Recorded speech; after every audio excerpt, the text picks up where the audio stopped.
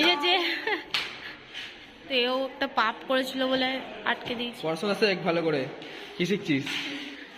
আগেকার সময় জেলাররা এইভাবে আসামিদের মারতো। চিলি চিকেন, এটা হচ্ছে মিক্স ফ্রাইড রাইস, আর এটা হচ্ছে biryani. Hello good morning guys, সবাই কেমন আছো? আজকে সকাল সকাল ঘুম থেকে উঠে পড়েছি। সকাল সকাল বলতে এখন বাজে 11টা। তো আজকে রবিবার সানডে, মানে আমার ছুটির দিন। তো ভাবলাম ঘরে বসে কি করা যায়, তো ভাবলাম আজকে একটা নতুন জায়গায় যাওয়া যাক। তো তোমাদের সেই জায়গাটায় গিয়ে দেখাবো। তো তার আগে এখন ফ্রেশ হইনি, ব্রাশ করিনি কিছু, সবাই ঘুম থেকে উঠেছি, দেখে বুঝতেই পারছো। তো ফ্রেশ হয়ে রেডি হয়ে তখন তোমার সঙ্গে আবার কথা বলছি, ততক্ষণ তোমরা ওয়েট করো ভিডিওটা দেখার জন্য পুরোপুরি। A few moments later. তো আমরা এখন রেডি হয়ে গেছি, এসে গেছি মাম্পিদের বাড়িতে। তো দেখে সবাই দেখতে পাচ্ছি রেডি হয়ে আছে। আর মনাকে বলেছিলাম যেতে, গেল না বাড়ি কাজের জন্য যেহেতু। তো চলো তোমরা ভিডিওটা পুরো ওয়াচ করতে থাকো, আর নতুন নতুন চ্যানেলে আসলে একটা লাইক সাবস্ক্রাইব করে দাও। তো গাইস ফাইনালি এসে গেলাম এখানে আলিপুর মিউজিয়ামে। মিউজিয়ামটা এই সাইডটা তোমরা দেখতেই পাচ্ছ। তো কেমন লাগছে তোর মিউজিয়ামটা? এদিকে তাকা, ভেতরে যাওয়ার জন্য ইন্টারেস্টিং হয়ে আছে। আর এখানে এই যে ছোটু, এই যে দাঁড়িয়ে ঘোরাঘুরি করছে, ভাবছে কখন ঢুকবে। তো চলো ভেতরে ঢুকে গিয়ে তোমাদের দেখাচ্ছি সব কিছুই। টিকিটটা দেখা দেখি এসে, এই যে এরকম টিকিটটা। তো আমরা ভেতরটা ঢুকে পড়লাম, আর ভেতরে ঢোকার চারদিকটা দেখছি বেশ আধুনিকত্ব, মানে আগেকার সময়ের একটা ফিলিংটা আসছে এখানে। আর এইখানে আজাদির আগে যেমন দৃশ্যটা ছিল তেমন কিছুটা সাজানো আছে এখানে। তো এটা ফুলের বাগান একটা ছোট্ট করে, খুবই সুন্দরভাবে সাজানো সবকিছুই এখানে। কেমন কি শাক? এটা নাকি লাল শাক। একটা জায়গায় চলে আসলাম, এটা হচ্ছে পুরনো গুদাম ঘর কিংবা লাইব্রেরি রুম যাকে বলতে পারো তোমরা। তো ভেতরটা গিয়ে দেখি কেমন না কেমন।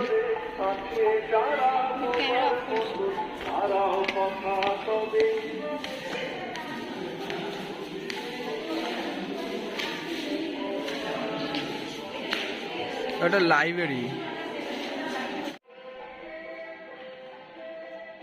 এখানে ভেতরে চলে আসলাম আর একটা নতুন জায়গায়। তো এখানে আগেকার সময়ে যারা বন্দি থাকতো তাদের যে কিছু, তাদের যে জিনিসগুলো, ওগুলো এখানে তুলে ধরেছে জিনিসগুলো। যারা এখানে থাকতো এরকম ভাবে বন্দি, কারাগারে বন্দি থাকতো, সেই দৃশ্যটা এখানে দেখিয়েছে যেটা। তবে এরকম ভাবে কাজ করতো তারা, সেটা বন্দি অবস্থায় যেটাকে তুলে ধরেছে এখানে। তো এটা জামা, আগেকার বন্দি যারা থাকতো তারা এরকম জামাটাকে পরতো। এটা মানে তারা আজাদি, যারা মুক্তি চাইছে, এরকম যেহেতু জেলখানা এটা ধরে থাকে যেমন। তো এবার ভেতর সিট থেকে নামতে নামতে আর একটা নতুন জিনিস দেখলাম, যেটা তোমাদের সঙ্গে আমি তুলে ধরছি, জাস্ট একটু ওয়েট করো। মাম্পি এই জিনিসটা দেখ কেমন। আগেকার সময় যেমন জেলখানা, যে আগেকার না মানে এখন কারো জেলখানায় শাস্তি দেওয়া হয়, যেমন ভাবে শাস্তি দিচ্ছে এটা জেলারটা দেখো। জানি না এটা কি, বাট খুব সুন্দর একটা মানচিত্র করা ঘরের সাইডটা। গাইস দেখো বন্দি হয়ে গেছে এই যে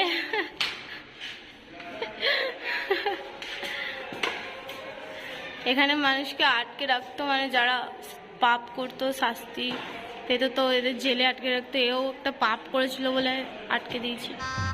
गजब बेइज्जती है। এটা হচ্ছে পুলিশ মিউজিয়াম। তো আমরা পুরোটা দেখাতে পারবো কিনা জানি না, এখানে অনেক জিনিস আছে। তো কিছু কিছু জিনিস তোমাদের দেখাচ্ছি, যেগুলো এখানে অনেক কিছু আমরা ভিডিওর মধ্যে তুলে ধরবো। কিছু কিছু জিনিস দেখাবো, বাট পুরো জিনিস তো সম্ভব নয়। কিছু কিছু জিনিস দেখাচ্ছি। তো চলো এটা পুলিশ মিউজিয়ামটা আগে তোমাদের দেখিয়ে দিই। এই যে এখানে লেখা আছে, তো দেখো এই সব বোম আছে।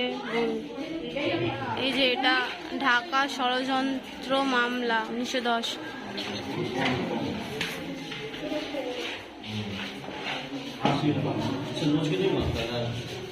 এটা হচ্ছে একটা ম্যাপ, যেখানে লুকিয়ে রাখা হতো আর কি।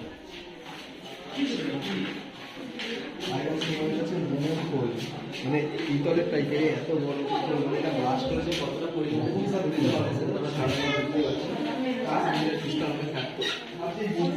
একটা মাম্পি বাড়িতে যদি ফেলে দেওয়া হয় কেমন লাগে?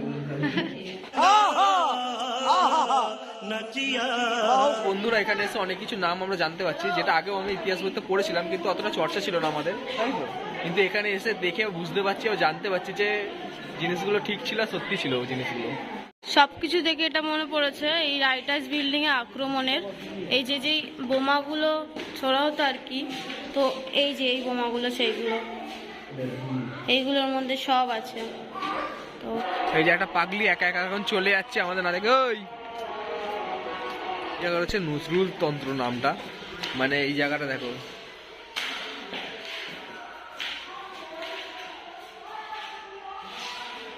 পড়াশোনা আছে এক ভালো করে, কি শিখছিস?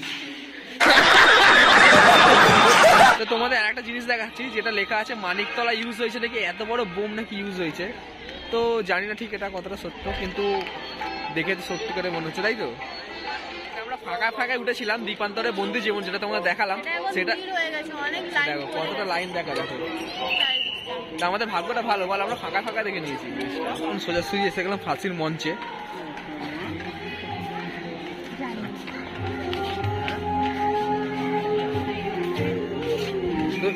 তো এই জায়গাটায় ফাঁসি দেওয়া হতো আসামিদের, যাদের অত্যাধিক পাপ করতো তাদের এখানে ফাঁসি দেওয়া হতো, ফাঁসির মঞ্চ এটা।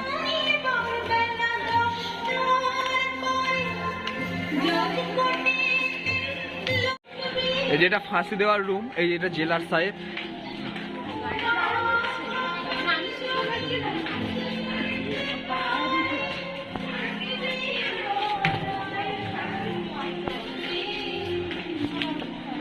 তোমাদেরকে সবকিছু দেখিয়েছি, কিন্তু একটা জিনিস অসম্পূর্ণ থেকে গেল, যেটা না দেখালে মনে হয় পুরো ঘোরাটাই অসম্পূর্ণ।